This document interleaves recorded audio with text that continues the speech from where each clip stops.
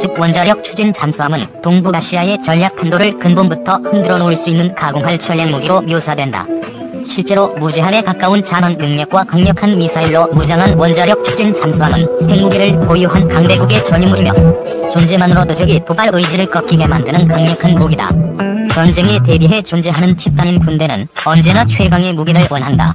해군이 보유하는 모든 무기 가운데 잠수함, 특히 원자력 추진 잠수함은 단연 최강의 무기다. 당연히 우리나라도 오래전부터 원자력 추진 잠수함을 꿈꿔왔고 과거 참여정부에서는 극비리의 획득 사업을 추진하기도 했었다. 일명 362 사업으로 추진된 한국형 원자력 추진 잠수함 도입은 당시 여러 기술적 난관과 예기치 않은 보안사고 때문에 사업단이 사라지고 유야무야됐다. 그렇게 사업이 엎어진 지 17만에 정부가 한국형 원자력 추진 잠수함 사업 착수 가능성을 다시 꺼내들었다.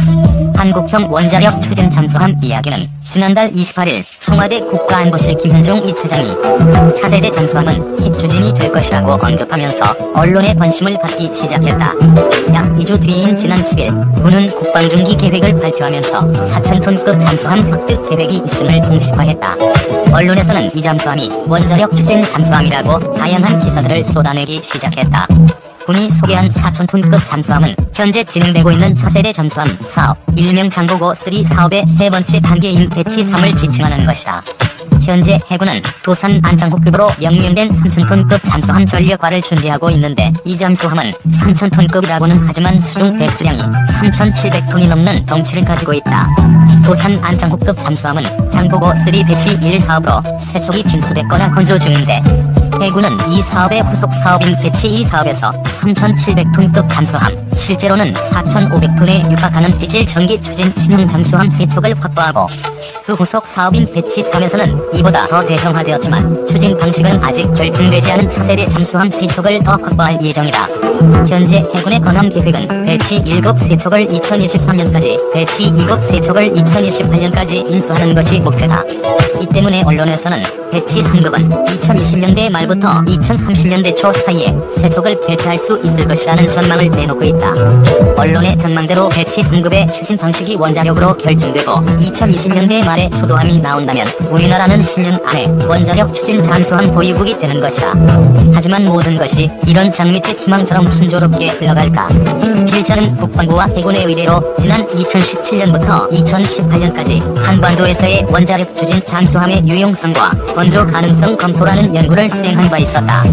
국내 원자로 분야의 권위자인 서울대학교 원자핵공학과 서균열 교수가 선임연구원으로 참가하고 국내에서 잠수함 건조 경험이 가장 풍부한 대우조선해양 등 유관기관의 기술 자문 등을 통해 진행된 이 연구는 원자력 추진 잠수함은 반드시 필요하며 국내 기술로 개발 및 건조가 가능하다는 결론을 도출한 바 있다.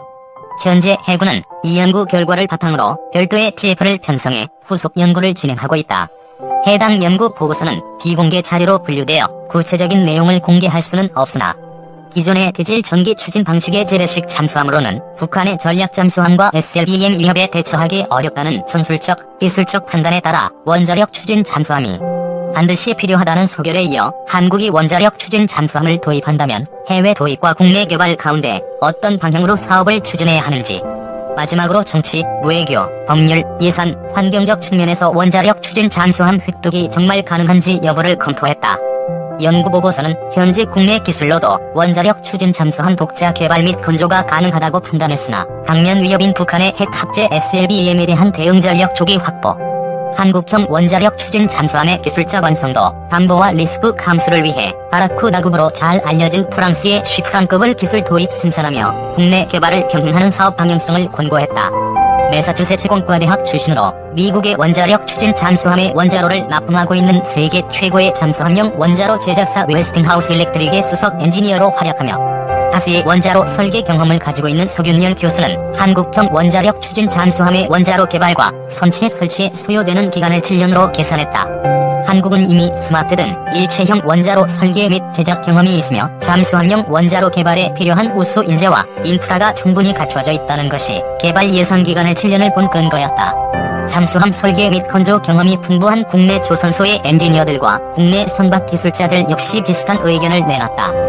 원자력 추진 잠수함과 디젤 일렉트릭 잠수함의 구조는 완전히 다르기는 하지만 관련 분야에 대한 연구가 오랜 기간 충분히 진행되어 왔고 선체와 전투체계, 무장 등 다른 구성 요소에 대한 기술적 성숙도는 이미 요망 수준에 도달했다고 평가됐기 때문이다.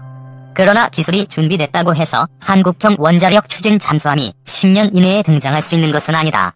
지난 연구 과정에서 다각도로 검토된 바와 같이 원자력 추진 잠수함이라는 그동안 단 한 번도 가져본 적 없는 완전히 새로운 개념의 무기체계를 손에 넣으려면 정치, 외교, 법률, 환경, 예산 등 거의 모든 분야에 걸쳐 철저한 준비가 필요하기 때문이다. 우선 정치, 외교적 문제다. 정치적으로는 핵이라는 민감한 물질을 이용하며 막대한 국민 혈세가 투입되는 무기를 도입하는 데 있어 국민적 합의와 공감대 형성이 선행되어야 한다.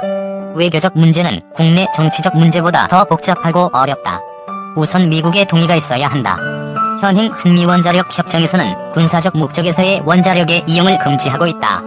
핵확산 금지 조약에는 함정 동력원으로서의 원자로 이용에 대한 제한 규정은 없으나 사용하는 핵연료의 농축도가 어느 정도냐에 따라 무기급 핵물질로 분류될 수 있어 이 부분에 대한 국제 원자력 기구와의 충분한 협의가 필요하다. 한국은 아직 독자적인 핵연료 주기를 갖추지 못했고 우라늄 농축 시설도 없기 때문에 이러한 국제적 동의는 원자력 추진 잠수함의 연료 확보를 위해서도 반드시 필요한 선결 과제다.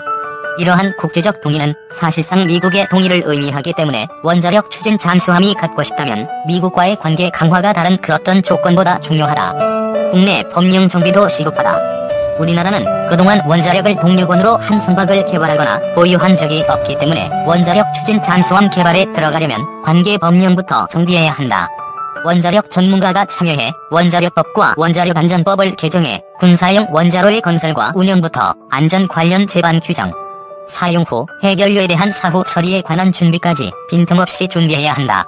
요컨대 현재 원자력 잠수함이라는 무기에 대한 국민들의 인식, 현행법과 방위사업 구조, 군 정책 결정론자들의 의식 수준과 사업 추진 구조, 예산 수준으로는 10년 이내에 우수한 성능과 안전성을 동시에 달성한 원자력 잠수함의 독자 개발과 전력화는 현실적으로 불가능하다. 따라서 정부가 원자력 추진 잠수함 획득을 진심으로 원한다면 이 사업을 방위사업청과 해군에게만 맡겨서는 안 된다.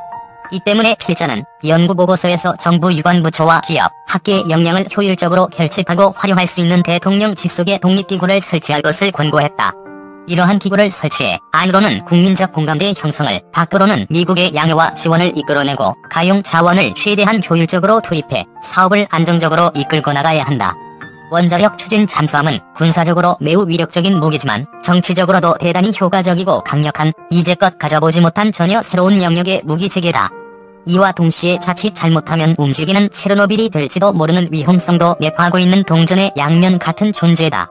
따라서 이 사업은 우리도 이런 것 한번 가져보자는 감정적 접근보다는 냉철하고 이성적으로 또 차분하고 신중하게 접근해야 한다.